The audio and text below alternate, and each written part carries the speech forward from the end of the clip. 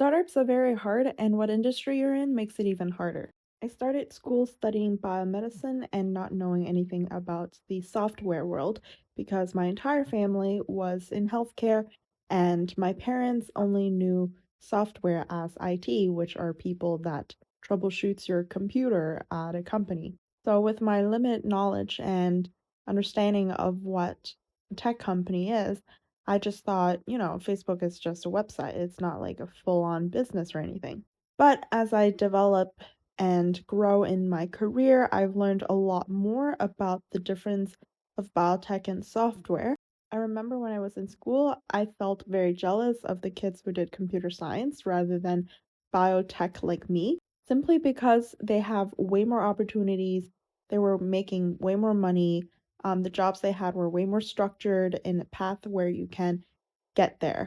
As for biotech, it was very hard. You get a non-paid or a low-paying job working for some postdoc who is going to bully you into working for free and for some grades, whereas a software kid will do a bunch of lead code questions and pass the technical interview and gets hired and gets paid 60 USD at a time with career progression to work and negotiate for more money. It really made me question and made me want it to switch over as well. And I looked into more of biotech companies as to why they weren't doing as well as software companies. Well, biotech actually has a lot of barriers. So you are working with organisms that are uncontrollable. So bacteria, yeast as models, and the environment that you're working in is organic, which means it's very hard to fully understand what's going on a microscopic way. And you can have so many different ways to approach it, and a lot of it is factored by randomness as well. And the industry as a whole is highly regulated. Like an FDA to get approved is 10 years.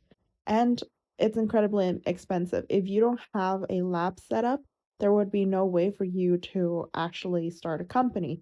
You need to be backed by some sort of university and a whole lab team. And to hire employees, you need to get employees with at least a master or PhD, and typically it's a PhD, pay them quite a lot, and you can't really replace it.